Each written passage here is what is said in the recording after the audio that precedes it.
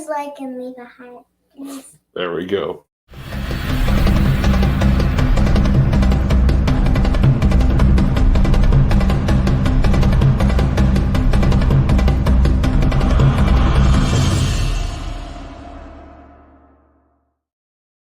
Hello, everybody, and welcome to the Vidor Locksmith Show. I'm your host, David Gibson, where we are unlocking the secrets to success in the oil and gas industry. One interview, one technical presentation, and one technical screw up at a time. Thank you guys all so much for being here with us on this Friday.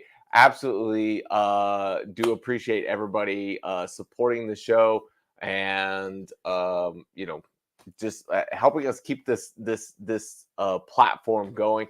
Had an absolutely wonderful week this week. Went to the Central Texas AADE meeting. Got to be able to see JP Warren present on networking. It was a really good presentation, and to be able to hear some of the insights that come out of some of the conversations he has with his crew club guys. It was a really great thing to be able to attend. A lot of things that have been happening in the industry lately. I know we haven't had a show in a little bit, just having some mix-ups here and there, but doing our best to be able to come to you every Friday at 10 a.m. All right, guys, so please let me know where you guys are watching from. Love to be able to give you a shout-out here on the show. As always, already here, we've got Mr. John DeWart tuning in from sunny Elkhart Lake, Wisconsin. So thank you so much for being here, John. Do appreciate it. While we're still waiting on everybody else to be able to kind of tune in and jump in, this week's sponsor is KEYDRILL. I was just waiting for you to be able to get there. We go. Our sponsor this week is KEYDRILL. I've got it right here. Got a whole bag of goodies. So throughout the show, if you guys would put hashtag KEYDRILL in, and we've got, what is this? It's a KEYDRILL shirt. Yeah, so we got ourselves a KEYDRILL shirt that we're going to be giving away. Coffee cup. There's a whole bunch of stuff in here. We've got the notebook, notepad, tally book, whichever one you call it. Koozie, a couple of stickers, USB drive, pin, and then last but not least, we've got our Gibson Reports 3D printed drill bit to be able to give away to you guys. So if you would put in hashtag KEYDRILL into the comment section now. And then here is a quick message from our sponsor.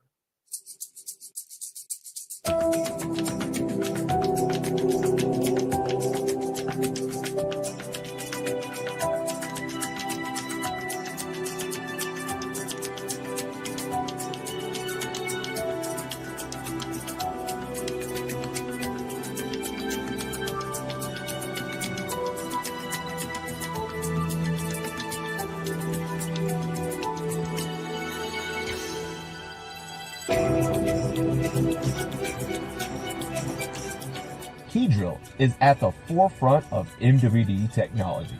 Driven by ongoing research and development, our systems are built to be rugged, modular, and customizable, meeting the specific needs of the industry.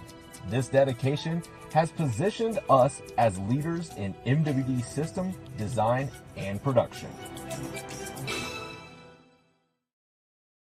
Story.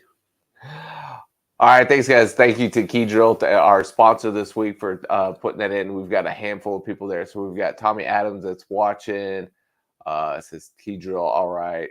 Duncan Groves. Thank you, Duncan. Duncan's a former guest here on the show.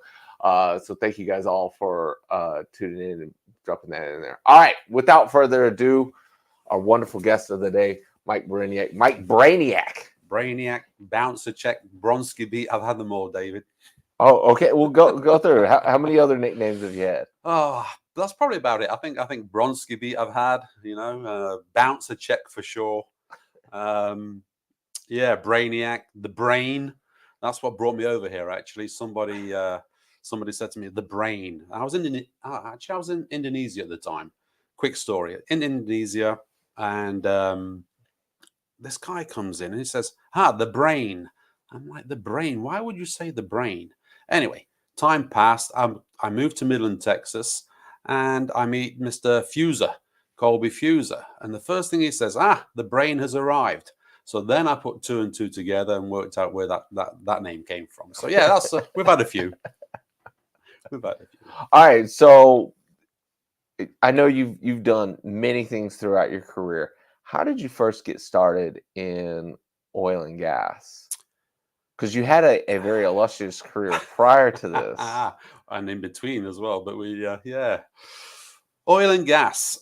This is going to be quite interesting, actually. So I've got Ukrainian background with a name like Baraniak. So there is a Ukrainian background in there.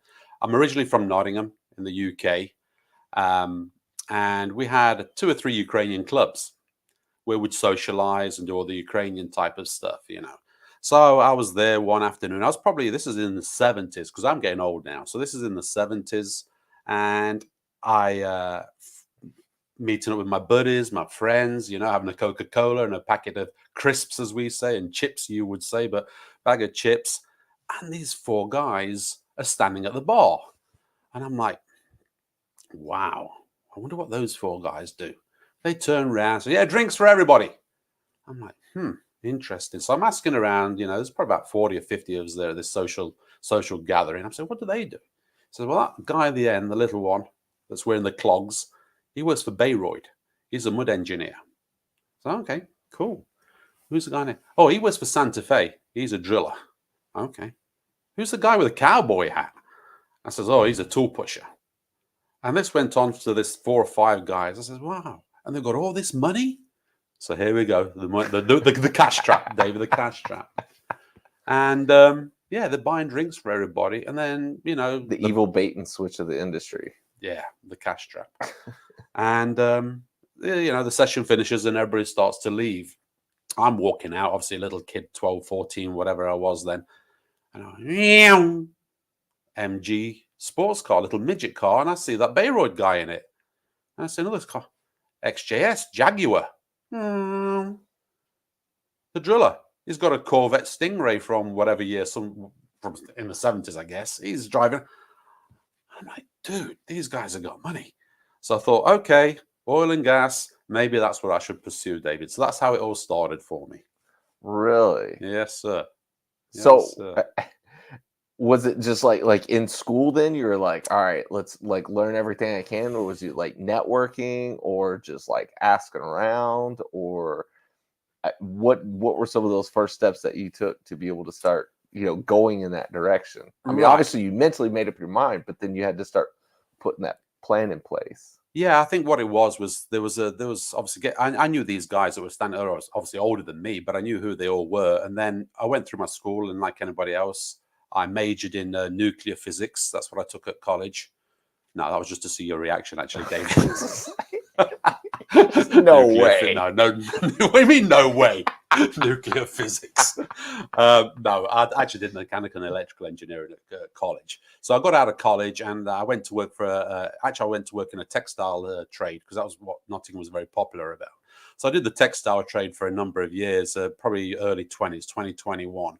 And took a job in sales for mechanicals type of stuff for about a year as well, selling transmissions, gearboxes, V-belts, chains, sockets, whatever. But at the age of 20, you're not really focused on your career, are you? Well, I wasn't focused. I was like, I like sport. I like to play snooker. I like to do these types of things. So I wasn't really, fully into it. But this attraction to oil and gas kept me going. When I used to have hair, I used to visit a regular hairdresser. Her husband was a roughneck back in the 60s even. And he says, yeah, Mike, you should get into this. I says, okay, where do I go? Who do I go and see? So fortunately in Nottingham, we had 2 companies that provided drilling contracting services. There was one called Ferraki Drilling, which was their old name. Then it changed to British Cementation. They were drilling for the coal mining, the shaft pits or whatever, the shafts themselves that have little failing rigs, singles. They would drill these little holes all the way around, and obviously then the excavators would come in, they'd blast and they'd clean out, and this is how they sunk these massive shafts. The other company was actually a Canadian company called Kentin Drilling, who changed the names a few years later. A couple of times they changed the name. So they were just outside of Nottingham, but they had the bigger rigs. They had the nationals, they had the triples. So I went there for an interview, and I started there as a roughneck. This was probably 1982, 84. Started with them, looking for a start. You know, no phone call. We've got you on file, so forth and so forth. Then round about, I don't know, a year in almost, I thought I'd just call them because I've not heard anything for a year, you know. Called them. I said, Mike, we actually need somebody today. And I'm like, today? You know, where's my notice? You know, and that was we lived through that to this present day, right, David? We just don't know when we're going to get called out or anything. Yeah. So they called me and they says, right, Mike, off to Sellafield up in the north of England, where we're actually drilling for radioactive storage at the time. We were doing setting packers and sorts of things and testing out the ground where we're going to store this waste. So I went up there, land work. So hitched up a caravan, back of my truck or back of my car, and I'm driving for 2 or 3 hours up to the location. So I did that, got there, had a flat on the way, had to change it in England, raining and everything on the motorways there, changing the tire. Yes, I know some people could say, Mike can't change a tire. I can, Tommy Adams. I can change a tire. Got myself. You could then. I could. Could you do it now? I think I'm probably wearing 1 or 2 of them now. Those tires, but I could probably tell somebody how to do it. You know, point the finger. Anyway, so that was my start. So I went up there, did a bit of roughnecking for a little while, and came across some great guys. You know, obviously wherever we were, we come across some great characters. But I'm going to mention one now because I'm sure he'll come up later on. There was one guy from Nottingham. His name was Patrick Taylor, and he was a black guy. Great friend of mine. We stayed friends for years and years and years. And he would be opposite shift to me. So I'm up the derrick and he'll be on the derrick. You know, we're both derrickmen. Later on, which we'll get into, yeah, I'll tell you that story later on. But that was my start anyway. So I started up there on these little tiny rigs and whatever, and got the taste for the offshore industry. You know, been on land, worked on the land rigs. Time to go offshore, right? More money, equal time, 2 on, 2 off. That has a lot to do with it. I think on land I was doing 2 and 1, 2 weeks on, 1 week off. Oh, yeah. So that was a little bit, yeah. So anyway, this opportunity came up to, and I'm thinking, okay, so who's looking for people? So Ensco were actually looking for people out of Aberdeen. And I thought, well, okay, where else could I apply to? Because obviously you apply everywhere, right, David? Santa Fe, Maersk, whatever. I was applying everywhere. Yeah. And Dietzman was I don't know if you know Dietzman, David, but they were like an agency where they just, you know. So I sent an email to those guys as well. And they turned around and said, Mike, sure, we need you to go on I think it was called the Stena Sea Well. It was a well abandonment ship offshore on North Sea. I thought, okay. I said, sure. He says, okay, we'll fly you up from Nottingham, which was like an hour and a half's flight. We're probably talking mid-80s now. We'll fly you up to Aberdeen, which is like a 40-minute, an hour flight. Back then, it was like 300 odd pounds, which was probably almost $1,000, I guess, just to fly up to Aberdeen. So they flew me up there, and I did my interview. And I flew back and they told me you'll be starting in 2 weeks. I said, oh, great. So I got my first start offshore. As soon as I land back in Nottingham, I get another phone call from Ensco saying, Mike, can you fly up tomorrow for an interview back to Aberdeen?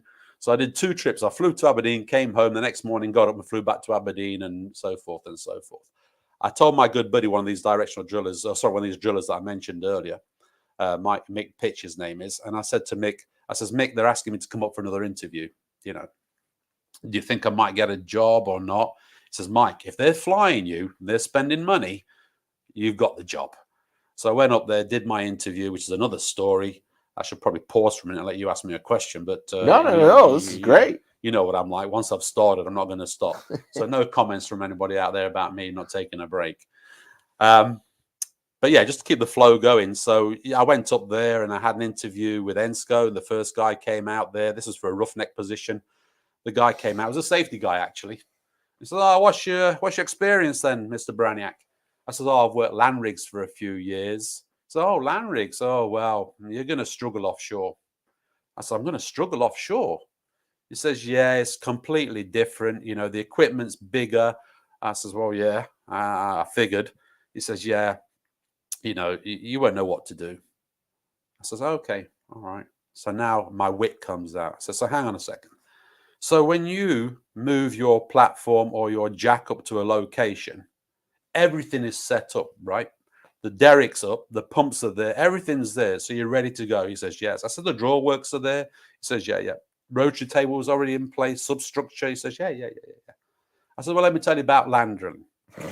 I said, you get there and there's a hole. There's a cellar. Pretty messy and dirty cellar. And we have to put the mats down and rig the whole, from the mats, we have to rig the whole thing up. So I think I do know a little bit about, about the rigs. So that was the conversation with the safety guy. He leaves, drilling manager comes in. We have the same sort of conversation. Where did I work? He said, what type of draw works did you use? What was the power? What rotary table? I says National, Denver, whatever, for the shakers and so forth. And so he says, yeah, you can start. So he started in about 2 or 3 months' time. We'll be ready to go offshore Holland. So I went in between time, because it was like a 2-month gap. In between time, I did the Dietzman's job. I went up there on the back of this ship, and I'll tell you, man, that was horrible. Those guys out there, you know who you are, that worked in the North Sea, North Sea Tigers. It is pretty rough out there. You've seen the pictures, you've seen videos of the waves and everything. Yeah. And I'm on the back of this boat, moon pool, strapped in with the safety harness and everything. These doors open up. And don't know about this. And we're running tools for this well abandonment thing. And I see in the distance there the rescue boats. In those days, every place, every ship or every rig had a rescue boat or whatever. And I'm standing on the back of this boat. Oh, there it is. I said, oh, it's gone. Where's that boat? Oh, there it is. There it's back. It's just bobbing up and down. You don't see it. And those poor guys are doing 6 months on. Oh my gosh. So when they get off, you can imagine they're wobbling all over the place with this, with the movement. They've got used to it. Anyway, so I'm on the back of this boat. We pull up to the Magnus platform, and I'm as sick as a dog. I'm seasick. I'm terrible. I was really bad. Went to see the medic. Medic took out that great big needle. I think it was this long. Bend over, lad. Drop your pants. Boom. Right up the ass. They gave me this injection. I was out for almost 24 hours, if not longer. Didn't wake up. Pull up to the Magnus platform. One of the buddies I'm working with says, Mike, you've got to see this platform. It's huge. It's huge. And obviously, I'd want to see it because I'm, in my 20s. I want to see this thing, And I says, leave me alone. Just leave. We all know what it's like when you're sick, right? Yeah. Leave me alone. Leave me alone. Next thing, I'm in Aberdeen. I get off, and the guy from Dietzman comes over to see me. He says, Mike, thank you very much. Great hitch. I know you weren't feeling very well. He says, are you ready to come back in a few weeks' time? I went, dude, I'm done. That's it. I'm finished. Knowing that I was going to go to Ensco anyway. So, yeah. So that was it. So that was my sort of transition from land to offshore, and then I went to work for Ensco. So, wow. What was one of the, I guess, the biggest things you learned early on in your career working, offshore and working on land roughnecking? I think the land, those of you that know Kenton Drilling out there that are listening in, I mean, Kenton Drilling, they did work you. You had 12 hours solid, no breaks. You don't get a break. The only guys that got a break were the ones that smoked, which I think was unfair. I didn't smoke at the time, but I almost started just so I could. Anybody smoke? Yeah, those of you that smoke, go and put some coveralls in the washing machine. Okay. Those that don't smoke, back to scrubbing. So I was scrubbing, and then eventually it dawned on me. I thought, you know what, Mike? You're not going to get a break unless you go and start smoking. So then I started pretending I was smoking. Yeah, I need a smoko break. I need to go and have a break just so I could walk in the shack for 15 minutes and sit and have a rest. But Kenton had a reputation for working its guys hard. So we worked full 12 hours, no time off. Hey, but listen to this. We'd finish the 12-hour shift. We're Kenton boys. That's not the end. Let's go to the gym. So after 12 hours of pulling pipe, tripping or coring or whatever in and out of the hole, off we go to the gym. And it's not, hey, David, how are you? Yeah, no, it's full power. You've got to give it the full speed as long as you can, as quickly as you can. It's one of these mad sessions, So your arms are like Popeye's arms by the time you finish, And then it's like, 9 o'clock at night, you think it's time for bed, right? You're up at 6 ready for your day shift. Oh, no. You got a chance of one quick sandwich or a McDonald's, get change. You better be in the pub for 9:30, 10 o'clock. So then we're in the pub from 10 o'clock. Oh my God. And you better not leave before midnight. Or if you leave before midnight, your next day's hell. Anyway, so it'd be one o'clock before you get to bed. You're up at 6 in the morning, ready to start your shift. So that life was totally different. I'm going to bring Patrick back into this. Okay, yeah. I'm just going to bring Patrick. So I says to Patrick on Kenton Drilling at the time, I says, Patrick, that's it. I'm done. I'm going offshore. I'm going to work for Ensco. He says, stop BSing me. You ain't got a job offshore. I says, Patrick, I've got a job offshore. I'm going on the Ensco 85 offshore Holland.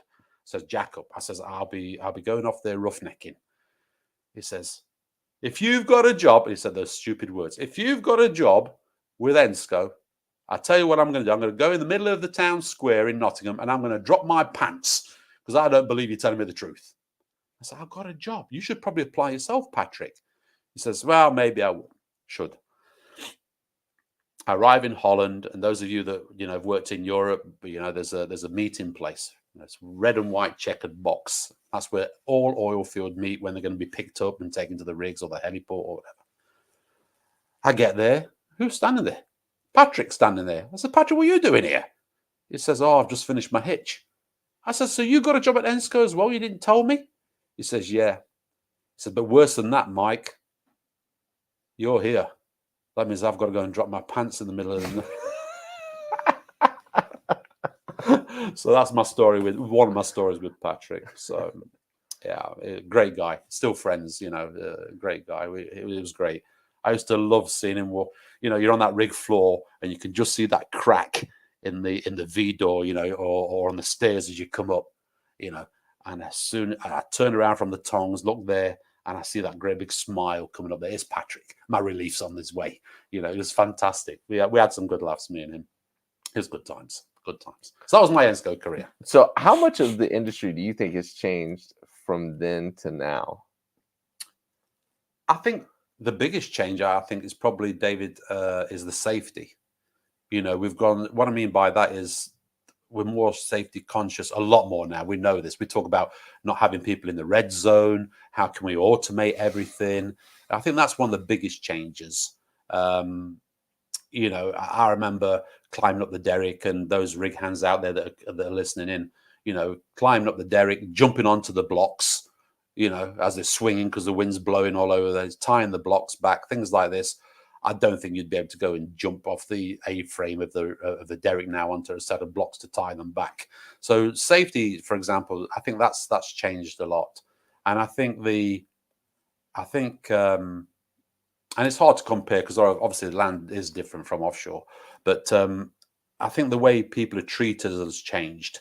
When we started, it was like, you get paid from shoulders down. There's no thinking involved.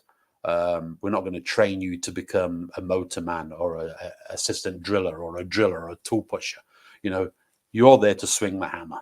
I think that's changed now. There's a lot more training available, or there's a path. Let's change that. There is a path to succession if you want that career. So that was my drilling. So it was just Ensco and Kenton for me, and obviously then things changed. And I'm sure you're going to ask me, well, what came next? I'm not doing your job here, David. So what happened next, Mike? So what happened next? I'm working on Ensco 85 as a roughneck derrickman, and this guy walks up, and Sperry guy, and he takes his tape measure out and he's measuring the stump and the spring stack and everything. I'm saying, what are you guys doing? He says, we're measuring this for this, for this, for this. He says, oh, service company. Bing. There's your first ray. Okay. Off the rigging crew, off the drilling contractors, making a move into the service world. Measuring the spring stack.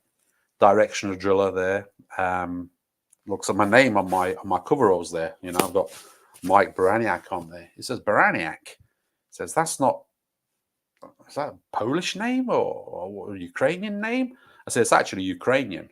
He says, well, you don't speak Ukrainian, do you, or Polish or anything? I said, yeah, I speak Ukrainian. I speak Polish. He says, man, we're looking for guys. We're looking for guys to go to, actually it was Russia to Siberia. He says, we're looking for guys for projects up there. And I'm like, well, okay, well, this gets me off the rig crew as such and into the service world, you know. I said, who do I need to see? He says, you need to see a guy called Graham Pritchard. Unfortunately, he's passed now. Probably one of the best bosses I ever had. Graham Pritchard out of the Holland office. And to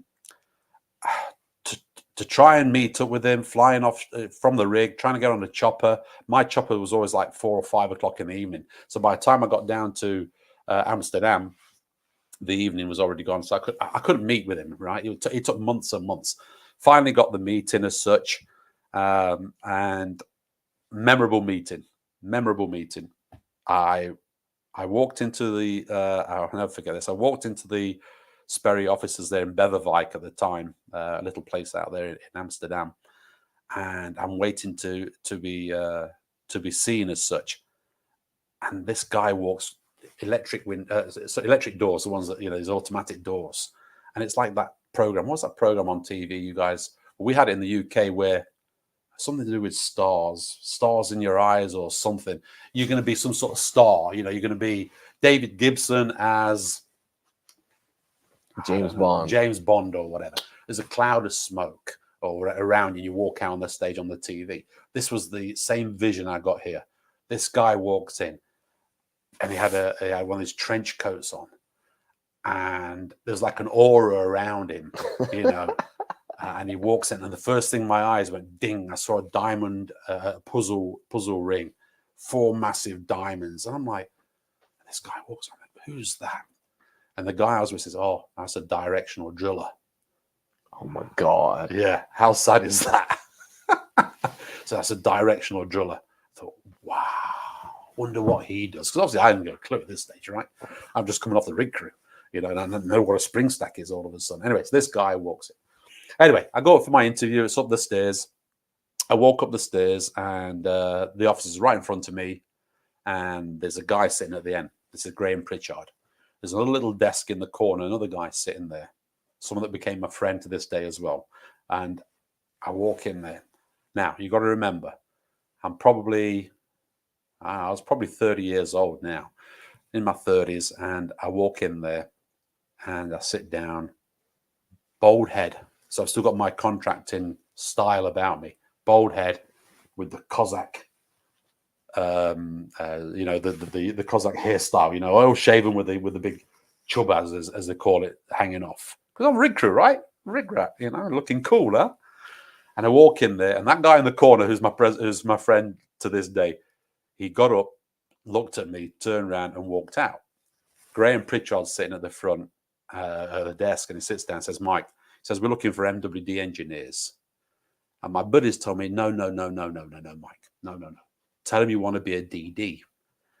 And obviously this ties into what I saw downstairs. And I went, "Yeah, I don't want to do MWD, Graham. I want to be a DD."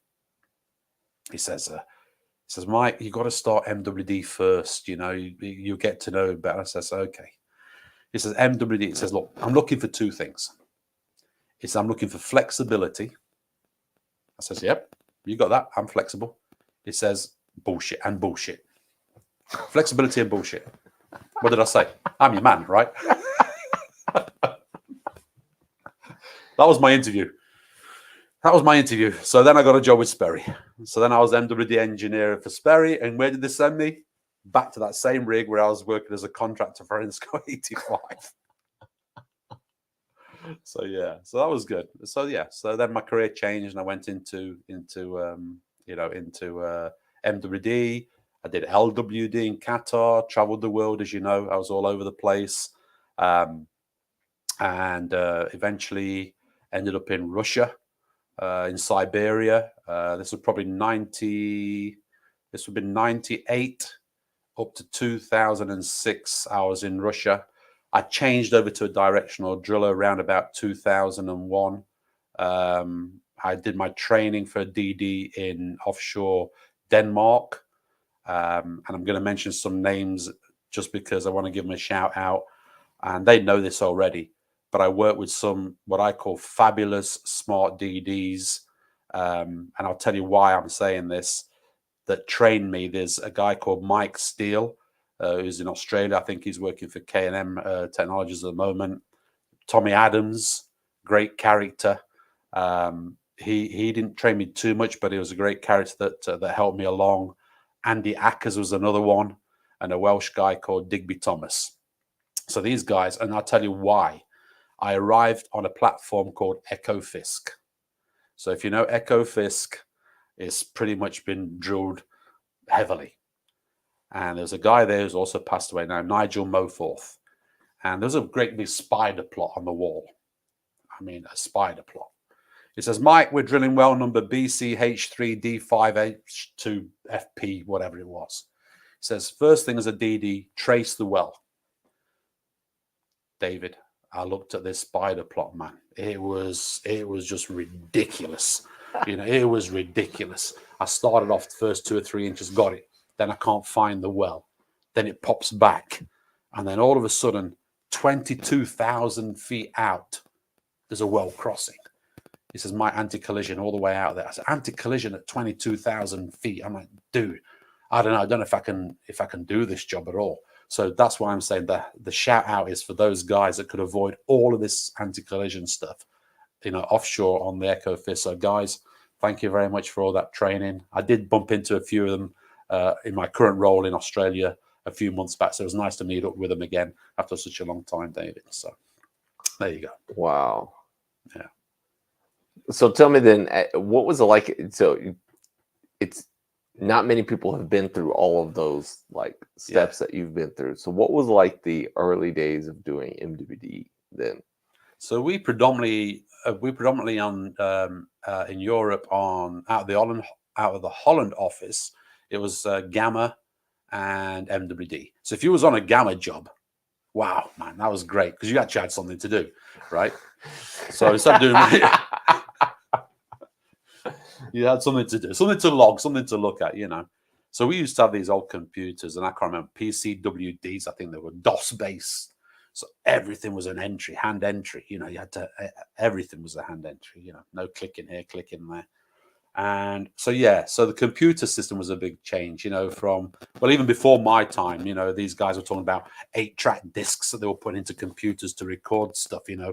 For me, it was high tech. I had a floppy disk, you know. So look at that. You talk about changes from an 8-track to a floppy disk to a memory chip to a, you know, how far we've moved along, and now clouds and things.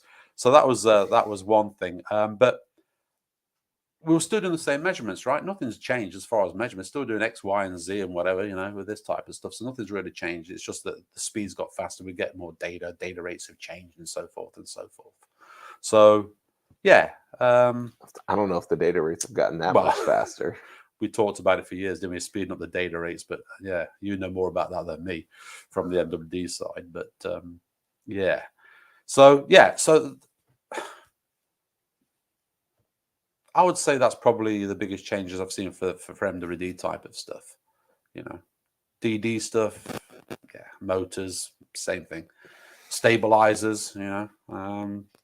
Yeah, when you look at all these countries, how things change, you know, just jumping. When I first came to the States, just very quickly, BHAs, you know, I'm sitting in the middle of Indonesia or wherever I was at the time, and I asked for a BHA from Midland, Texas. And they sent me a motor, conventional BHA, building on 10s per 100 or whatever, 2.38 bend in the motor. And I'm like, 2.38 bend in the motor? Says, dudes, you must be getting 20s and 30s. Says, Mike, we can't even get 2s and 4s and 6s. And I was like, what are you guys doing? You know. And then eventually when I arrived to Midland, and I know I've jumped ahead here, but when I arrived to Midland, I said, guys, surely you're not rotating. Oh, yeah, we rotate the 2.38. I'm like, oh, do you not snap anything? No, nothing breaks. This is the only way you can drill a curve in, and this is 2012 and whatever, 14 when I got to Midland. This is the only way you can drill a curve in Texas. Well, you know, because we're jumping to today's time. So I know we've jumped from one thing to another. But one of the first things I did when I got here was that I really got into modeling. I really liked modeling BHAs. And another good friend, and everybody knows him, Roy DiNapoli at Apache. He would say him and Vasicek, Alan, say, and I was at Halliburton, Mike, and I say, I know we've jumped a stage here, but I was still with Halliburton, but in a different role. And we're doing all this modeling. And every Friday, and we're going to talk about Fridays, 4 o'clock in the afternoon, Mike, can we model a BHA?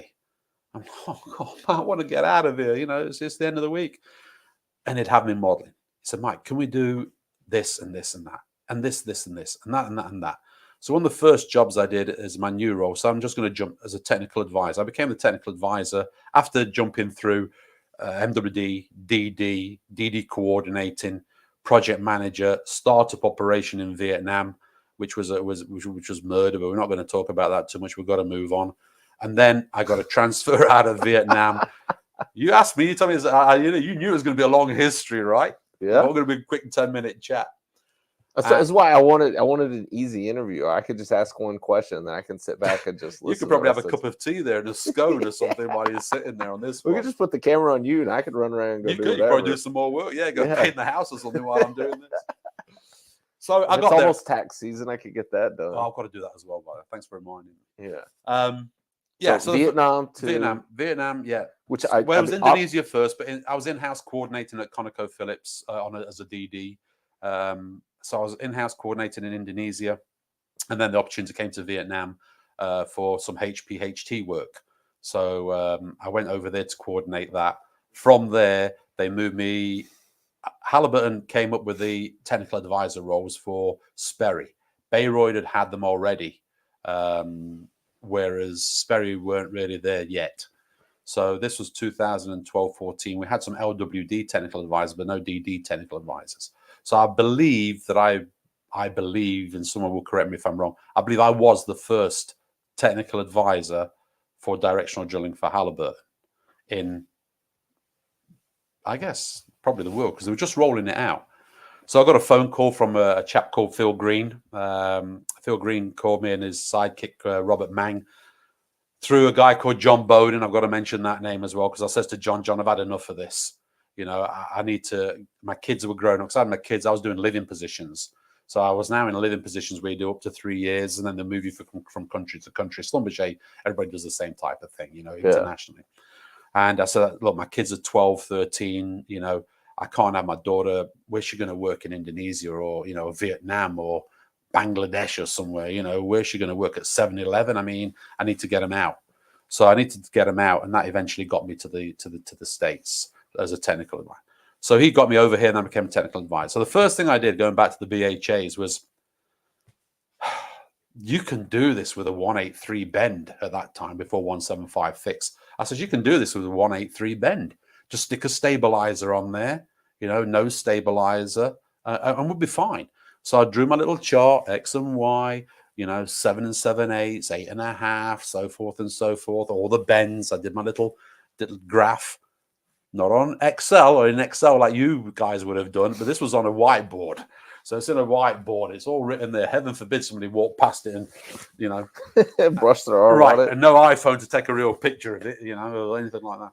So I did all of this, and I said, guys, we can do this with a 183 and put a, you know, 8.5-inch hole at that time. I said, we can stick a, you know, a 7 7/8 or whatever, or 8.25-inch stabilizer on the nose and so forth. So Roy would have me modeling on that's where I'm heading with this. Roy would have me modeling on a Friday every week. And I enjoyed it, but I was like, come on, Roy, give me a break. It's Friday. And Roy and I got it down in the Sprayberry, which we know is a tough formation, right?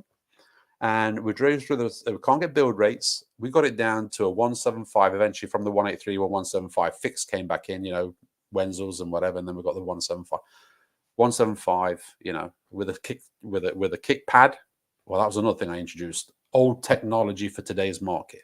Single bladed kick pad. Everybody was used to 3 blades on the nose stabilizer, right? I said, let's use 1. Obviously, you have to put the rings on there. Yeah. So when I was speaking to Phil Green, my country manager or operations manager for Halliburton in Houston, he said, Mike, you'll be lucky if you can find anybody that even knows how to put a single bladed stabilizer on there. Because obviously you have to line it up, right? It's not going to happen it the opposite way around. Anyway, to cut the story short, that's what we did. So we got down to 175. And then all of a sudden people started talking in Midland, hey, 175, that's the way to go.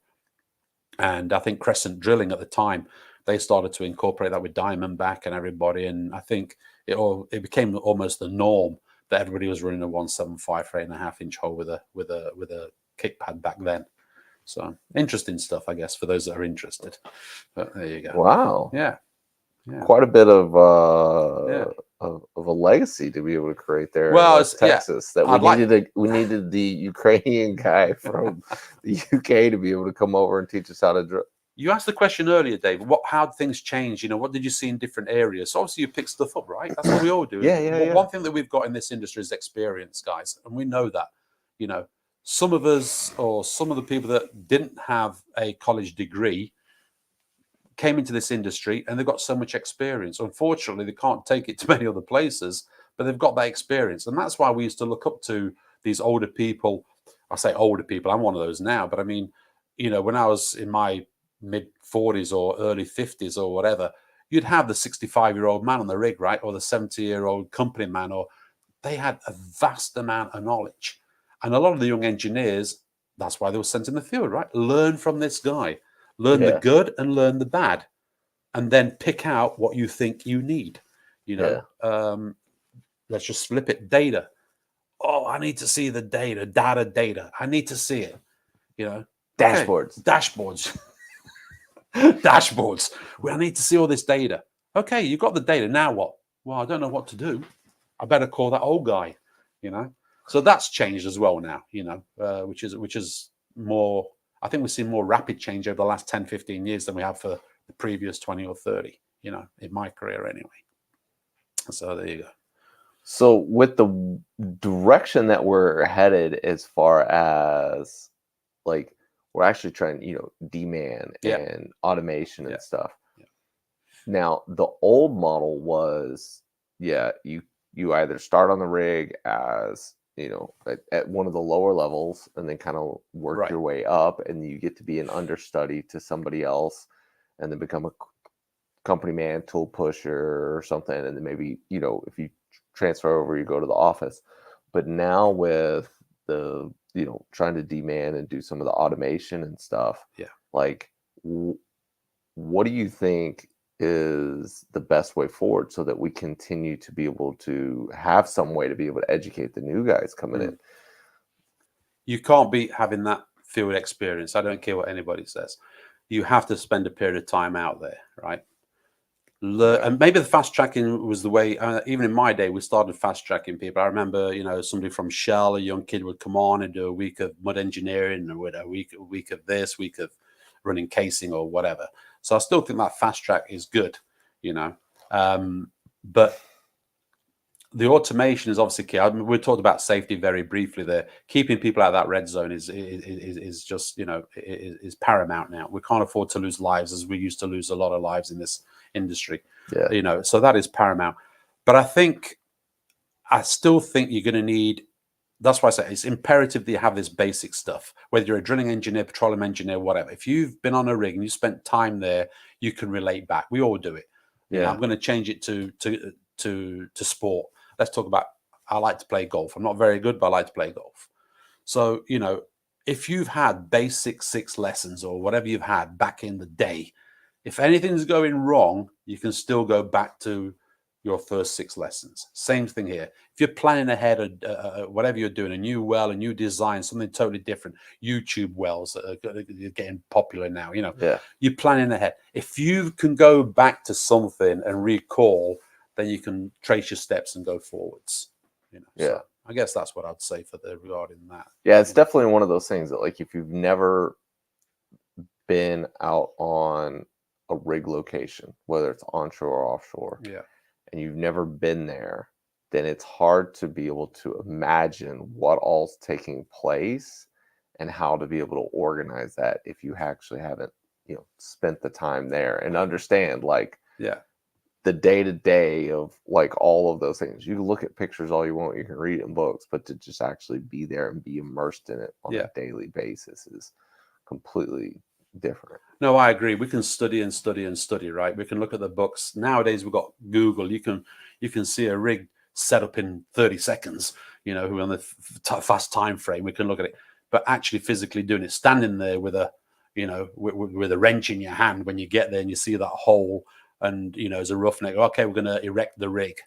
You haven't got a clue where to start, obviously at the bottom and work your way up. I mean, that's obviously, but you know, you're standing there, and it happened to me as well. You know, another story. I was up in Scotland in Kilcoddy, and I was standing there with a wrench in my hand, 4 o'clock in the morning.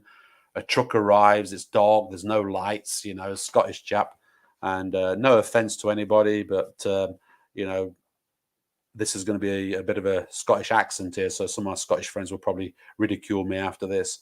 But this truck arrives, and I've got this wrench in my hand, and this truck's got a flat tire. He's brought some matting or whatever he brought on the ring. And then he comes out, and he calls me over, and I walk over, and he, hey, I had to see it on the hole of the tire. It's got a hood, you got to figure it out. And I'm like, dude, I'm struggling here. I says, I didn't get a word of that. I said, hang on a second. I walk over to the truck driver. And this is just over the border there. I walk over to the other driver. He said, excuse me, could you give me a hand? This guy's got a flat tire, and I don't understand. I just can't. His accent's too thick for me. He said, aye. He said, oh, so you got a tire and it's got a hole. And you're on to get it fixed. And the other guy turned around and said, well, you go to heat.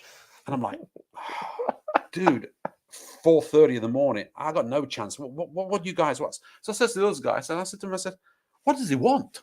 I said, I don't understand anything. He said, how do you expect me to understand? I said, what do you mean, how do I expect you to understand? He said, I'm from Glasgow. He says, this guy's from Edinburgh.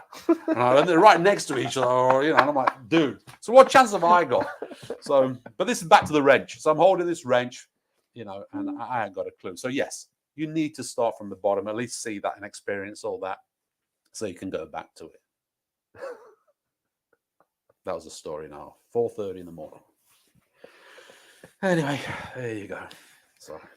So tell me, how did you transition? Because I don't think we met until probably either the later stages of you being at Halliburton or the time of you being with your previous employer. Yeah. And I would say that you're one of like the most outgoing, bubbly, larger than life personalities. No. So to think of you doing anything other than sales to me is just like, it's mind-boggling. You know, it's like the transition. Your personality lends itself much more to not being the operations guy, but to being the sales guy. Right. So what was your first experience as being the sales, working in a sales role? So the first experience was obviously back when I was in my 20s trying to sell these. Okay, yeah. That was like I don't think I did more than a year, and half of that was probably bunking off anyway. You know, I just couldn't get into it. Yeah. So I was in operations because the operation folks are going to get upset now. I was in operations because it was almost a done deal. And what I mean by that is you've already got the work. It's happening. Yes, we have to execute. We have to plan. We have to send the tools. We have to send the men. We have to make sure we do a good job. La-di-da-di-da-di-da. I didn't want to do business development or sales because that's just pressure. You've got to sell, right? At the end of the day, that's what they're paying you for. You've got to sell.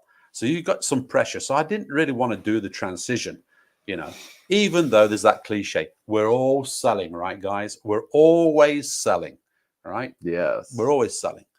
Right from the receptionist. She's still selling. Hello, welcome to Mad Jack's, you know, barbecue sauce factory. Whatever. She's selling, right? We're all selling. So the transition, I guess it was easy for me. And one guy said to me, Pat Gallup, some people know him. Pat Gallup said to me when he was the ops manager in the Permian while I was still at Halliburton, he said to me, Mike, you need to do sales. You know, this technical advisor thing, you should do sales. And I was just apprehensive of doing it because of that pressure. You know, what if I can't sell anything? I'm out of a job. But if I'm in operations, I can go and do something. You know, somebody else has sold the job. I can still. So I was very, very apprehensive to start off with as a full sales guy. Even though I'm saying the cliche is, you know, we're all selling. Actually, when you get that job, the pressure is on. Yeah. You got to produce, right? And it's easily measurable. You don't bring anything in. After a period of time, you know, you might be out. So Yeah. there was that. But he said go into sales. So that's what happens. I leave Halliburton in 16. I should have hung on a little bit longer. I might have got a bigger package, but I decided to leave. I got an offer from everybody knows those people that know me. That I went to Tomex.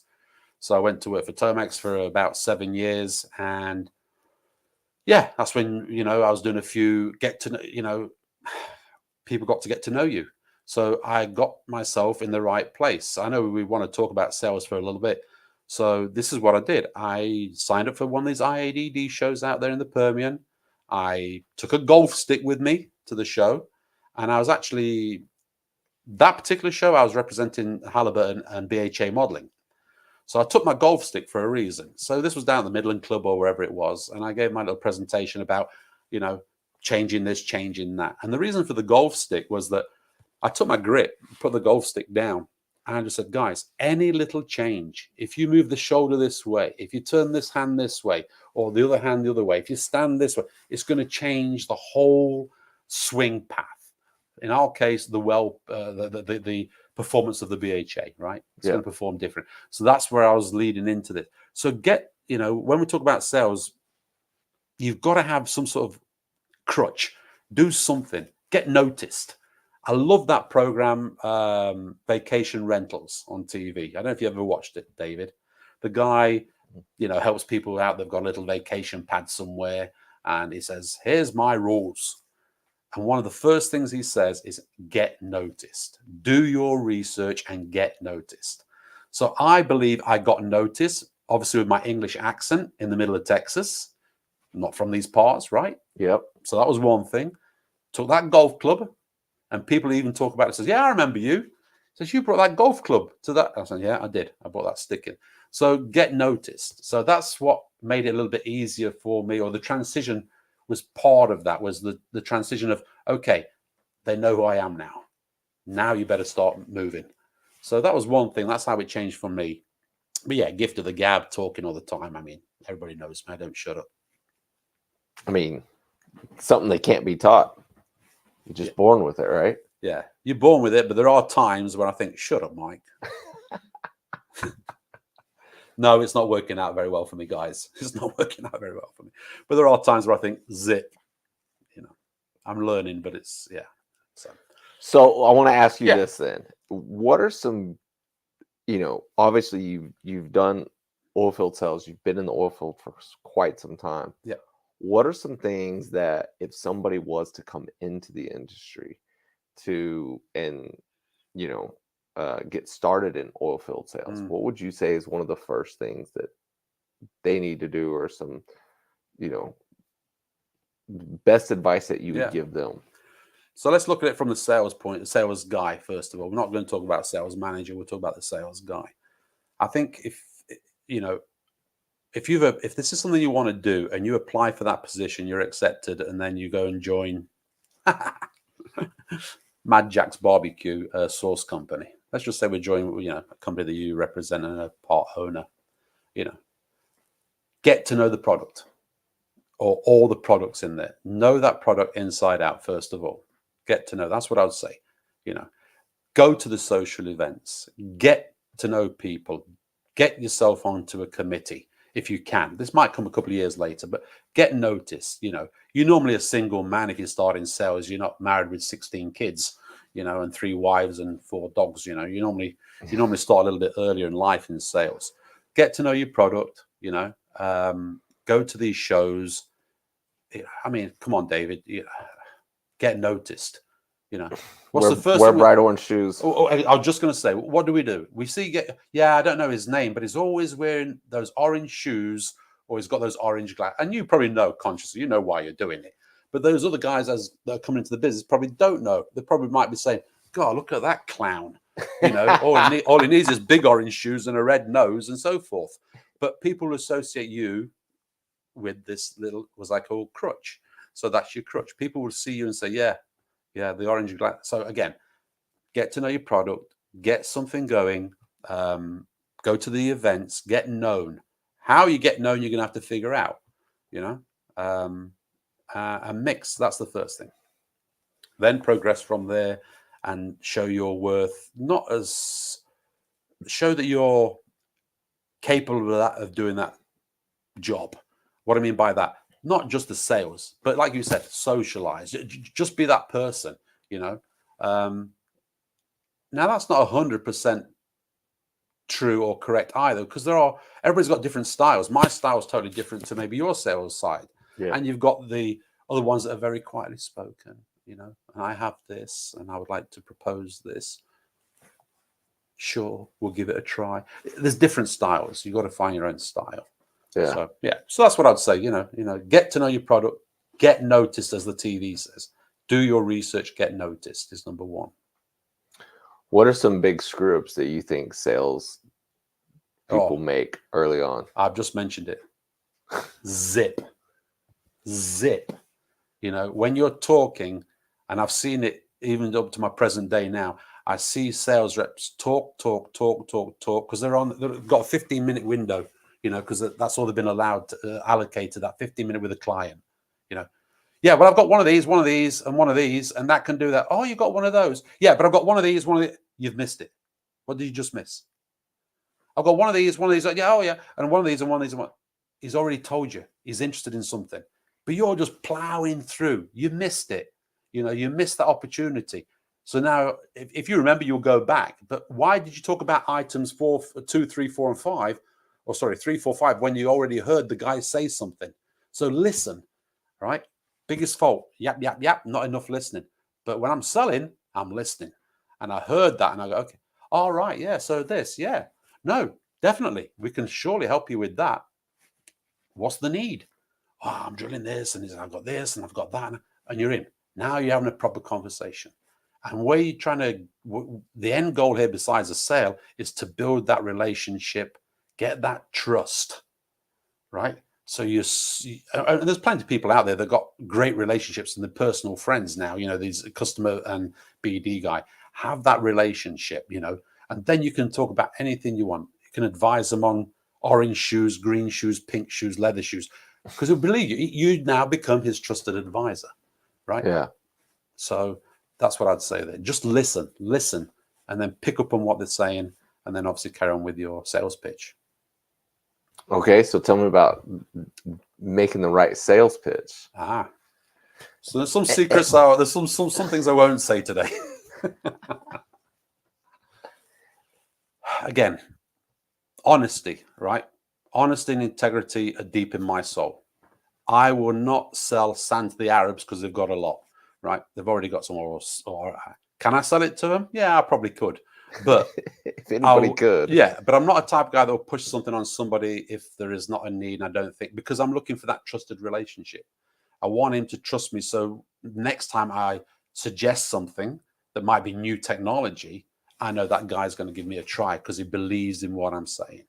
So it's that convincing and trust and integrity that's that you need to build, you know, with your clients. So that's the sales role. As far as like sales management, what are your thoughts on somebody that's like, hey, you need to be calling, just constantly calling, and like, you know, you got to call them, you know, 3 times a week, or you got to just be blowing up their phone. Yeah, and they answer the phone or they don't answer the phone. You know, we've got to talk about that as well. You know, trying to make those appointments. But going back to what you were just saying there, when the roles change, you know, I mentioned get noticed. Back to the TV show. Do your research. Do your research on the products that you're trying to push. Do your research from that area. I talk about it at my current place at EXPRO. You know, I talk about it all the time. Do your market analysis. Do your research on that area. Build your strategy of how you're going to attack, right? And again, I'm going to go to your beautiful product there, the barbecue sauce. You know, if I said to you, did you do your research? Did you check, for example, how many people are eating barbecues for the main, you know, for the main meal of the week? Texas, for sure. We love barbecue in Texas. Massive market. Okay, let's go to Ensco in Canada. They might like spice, but is that where you're going to push your sauce? You know what I'm saying? So do your research, you know, fine tune it. what would be your clients? Well, down here, HEB, for example, Kroger. Well, maybe HEB don't exist up there. Yeah. So now you're thinking, so do what you've got to do, all that planning. So I guess let's call it a sales plan. Have a plan of how you're going to attack whatever area you're going to attack, but you've got to gather that information. So this is where you're relying on that young man. Tell me, who's your competition? Or A and B sources are killing it and so forth. Plan, work around it, build that strategy, and then obviously build on that from the operational side. So we've got to talk about personnel. You've got to talk about how many bottles of sauce do you have. We talked about it earlier, personally, before the show. Capacity. We know how it works in this country, right? You go out there with that great big sauce. There it is. HEB. Tastes really good. How many bottles do you have? Well, I've got 10 bottles with me. Okay. We need 3 semis by next Thursday. Dude, cannot do. Which is true, right? There's no way you'd be able to do that. Same thing with our industry. Somebody tries a new motor, right? A new super downhole motor. We just got it out. How many do you have? Oh, we have 4. Oh, well, we need you on 7. 3 of them were semi-prototypes. Right. Not. Can you give me the data on them? Yeah. But now I can go back to my buddy. Hey, man, I really need to try this. Mike, I'll get in the ground for you. Can I get the data? Now you're building your, your pattern and your sales plan. You're aiming to your goal. So sales plan is crucial. Analysis, competition, who the customers are, get it all graphed out there, charts and graphs and dashboards, So that's what I'd say from a manager's standpoint, look at this. And obviously you've got to look at costs. I try and push that onto, I've got to say this. I mentioned I've got a great boss, right? Mr. Graham Pitcher, probably the best bosses I've had. And somebody mentioned earlier, who was it? Nick said Graham Pitcher was a great man. He changed my life completely. Yes. Nick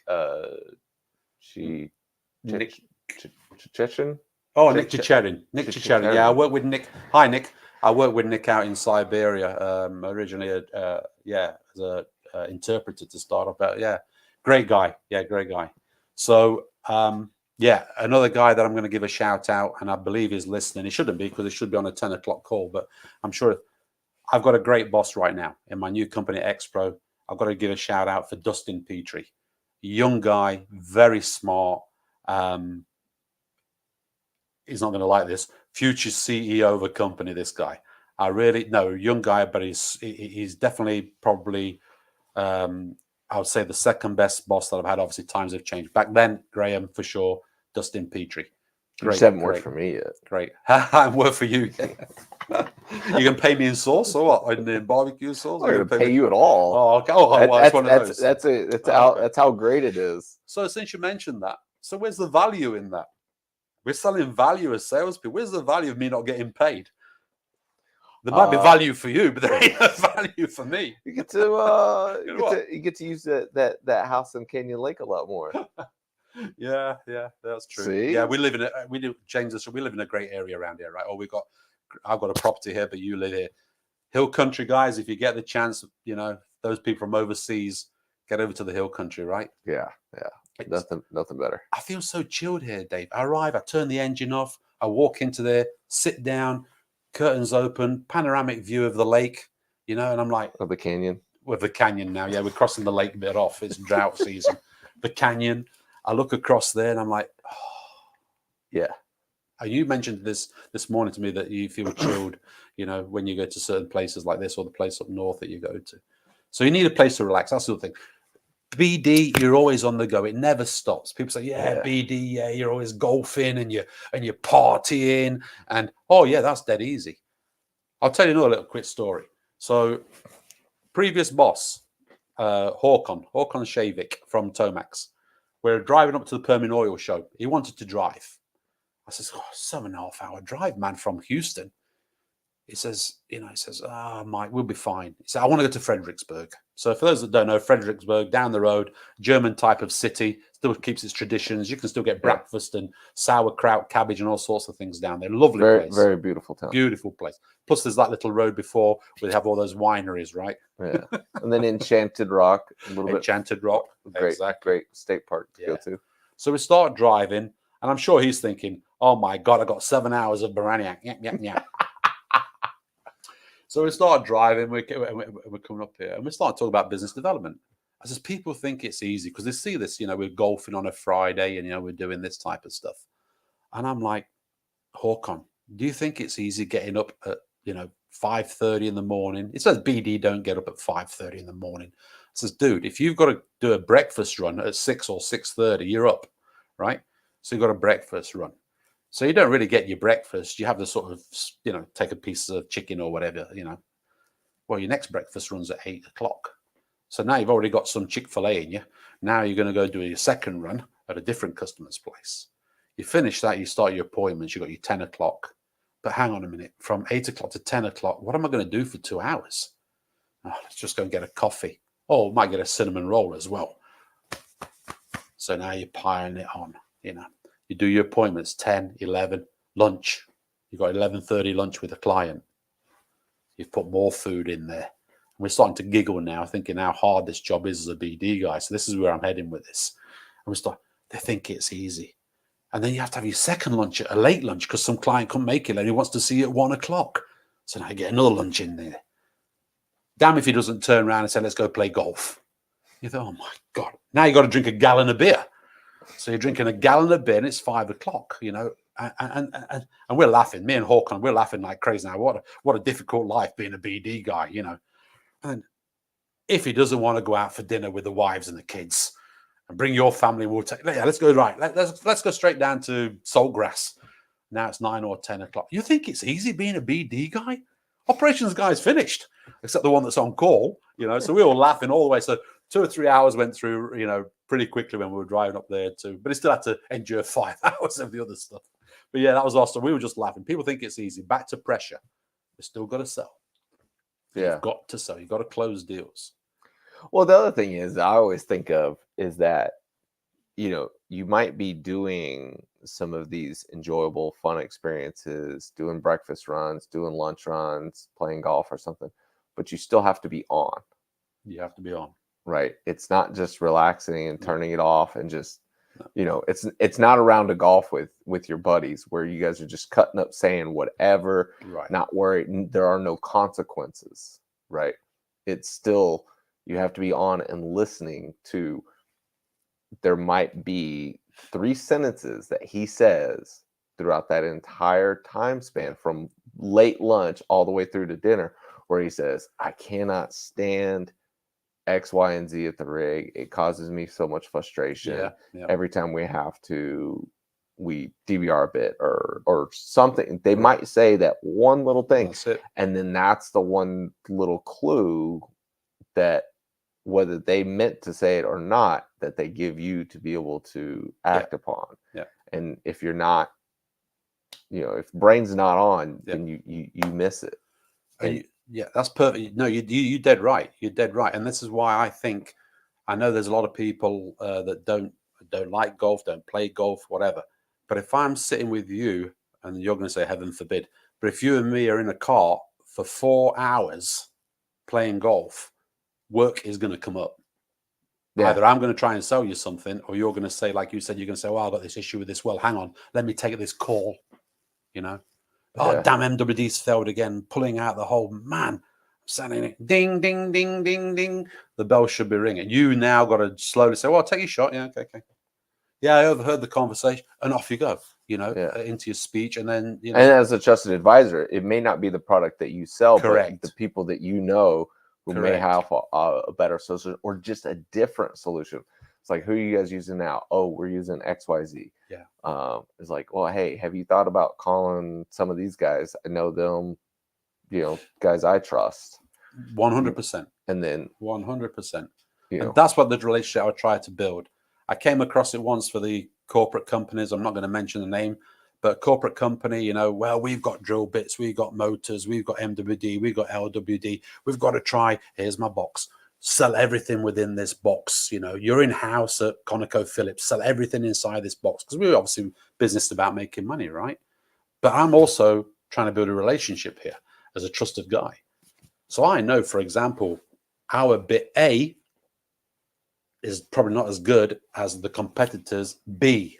Now, anybody, even my own boss is listening to this now, I've just mentioned his name. If B is the right choice and I'm in-house coordinating for a particular client, I would recommend B.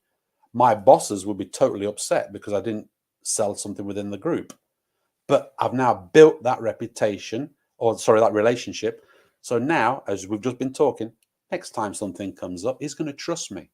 It might be totally a different subject, you know, but he's going to trust me.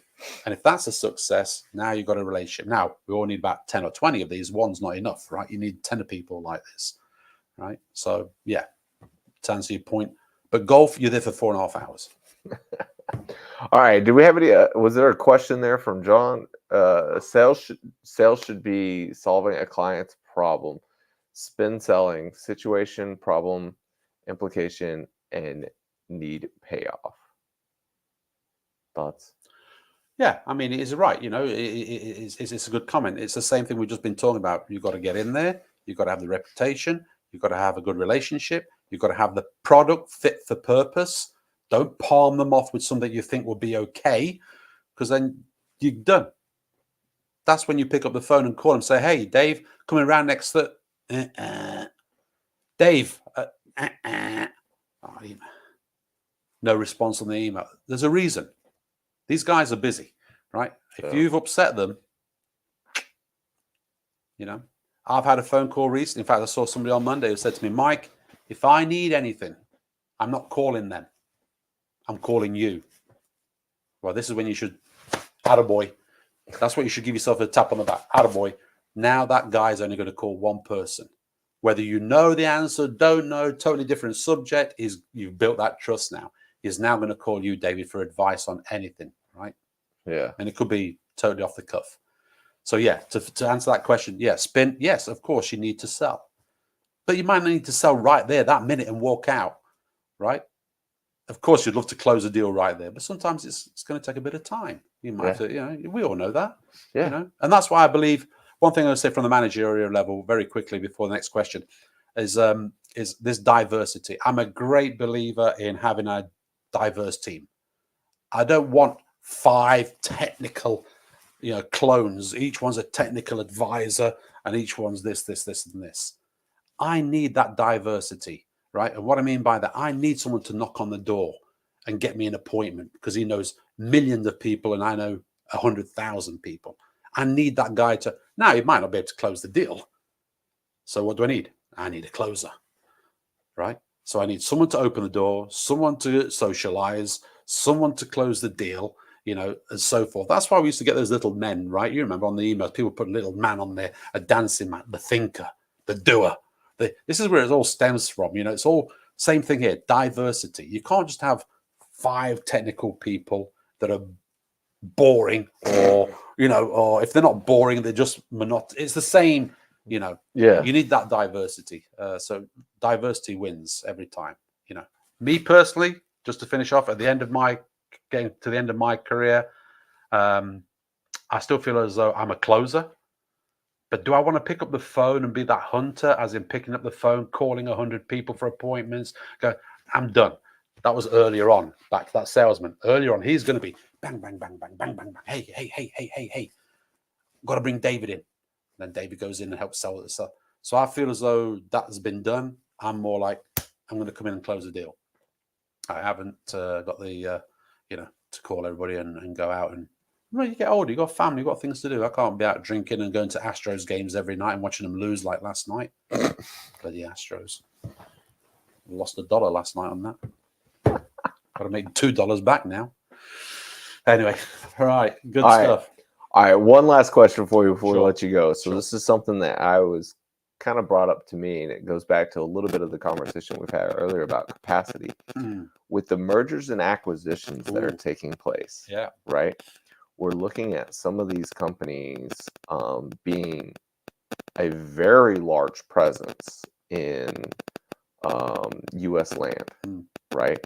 And getting to the point where, you know, you as a sales manager will definitely know this, or in any of your roles, really, is that you don't want more than 50% of your revenue to be coming from a singular client, right? You want to be able to have it diversified, right? So you've got, you know, a little bit from, you know, East Texas, a little bit from South Texas, a little West Texas, here or there, or client A, B, C, and D.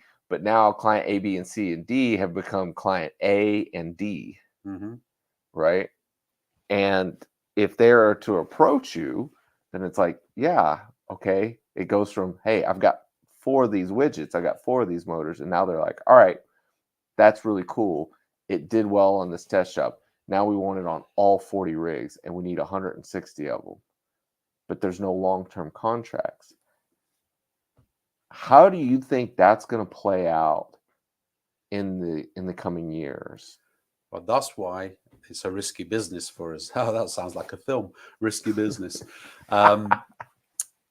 This is why a lot of, I would say, the bigger companies are apprehensive of US land work, right? Because first of all, before we talk about the mergers, you know, we know over the years, Midland is for example, Midland, that's a Permian, boom bust, right? We know it's a boom, you know, and we expect, we want it to last forever, but we already know from history there's a bust, right? And you've got to invest so much money in these 40 motors or whatever we're talking about right now. You've invested all that capex, all that money's gone in. There could be a potential, you know, drop off. When's it coming? We don't know. That's why we go to all these meetings, right? You know, what's the market like this year? Oh, it's going to be stable.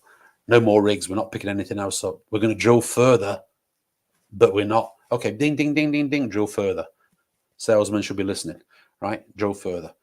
On the merger side, it can go 2 ways. You might have a relationship with, you said company A, B, and C. You might have a great one with B, but A's buying B, right? So now you've got to go resell everything. And A doesn't like your products or whatever. Yeah, right. Yeah. So now you have to build a strategy there. How are you going to overcome that? You know, data, whatever, proof, validation, value, all these lovely words, differentiators, benefits, all these lovely words everybody needs to use. So much value that we brought them that you bought them. There you go. So you got it. So you just answered it. Yeah. And shame on you for not doing it earlier, because you've actually lost the company so much money in MPT. Had you have listened to this guy from B, we could. So there's that side as well. Yeah. One thing I would say, don't be afraid of the customers you talk to. A lot of people get afraid, you know, oh, I've got to go and see this guy and they sit there, you know, me. Don't be afraid. The guy's busy. He'll give you X amount of minutes. Be prepared to deliver what you have in those 15 minutes meeting or 30-minute meeting. Don't be sitting there walking around. I mean, say, oh, you like hunting? Yeah, I see you like hunting. Oh, yeah, where do you hunt? I know you're trying to make conversation. And then you're going to go, oh, you play golf? Yeah. Oh, you won a few cups? Yeah. Right, you've got 6 minutes left. You've talked about all this lovely thing, thinking but what's your job? Your job is to sell something to this guy, or at least head in the right direction. So what I'm trying to say, when you get in there, own that room, deliver your speech, do the listening, and then act on that over the next coming weeks or whatever to get your sale in. So that's my little closing remark for a sales guy. Well, Mike, thank you so much for coming on the show. I do appreciate it. I didn't see we have any questions. All right. Yeah, Tracy, let's go ahead and throw up there for our drawing today. We're going to handful, 5 entries. That means a higher probability of being able to win. So I'd say go ahead and hit it. Our sponsor today, KEYDRILL. Thank you guys so much for supporting the show. And our winner this week is Nick. All right. Nick, reach out to me on LinkedIn or to Tracy. Send us your address and we will get you this bag of goodies that big old bag of goodies. Maybe, oh, it says Taka on it. There's no Taka stuff. Maybe you can have the Taka bag that's holding everything in there. Special thanks to those guys. They give me swag every time I see them at a show. Wait, Maybe we could get some EXPRO stuff to throw in there too. Yes, we will for sure. You got something? Yeah, I've got plenty. Yeah. Yeah. Maybe a wrap for their truck. Ooh, that would be good. I probably got a pen. Well, Mike, once again, thank you so much for coming on the show. It's been an absolute pleasure. I've learned so much more about your past and stuff. Right. It's great. And then obviously, I think there's tons of lessons to be learned out there for everybody on the sales side and career side. Get those early years in the field. And if you didn't, go back and get into the field. All right, guys, that's it from me. Thank you guys so much for tuning in this week. I do appreciate it. Thank you so much to KEYDRILL for being the sponsor this week. Next week, we've got Dr. Professor Roman Shore coming on to be able to give us Geothermal 101 next week. If you don't know who Roman is, he is an absolute wizard in the space of drilling and geothermal drilling. He's doing a lot of really, really cool work in that area. So be sure to tune in next week. Thank you guys all so much for watching this week. Have a wonderful Good Friday and a great Easter weekend. We'll see you guys next Friday. And as always, know your industry.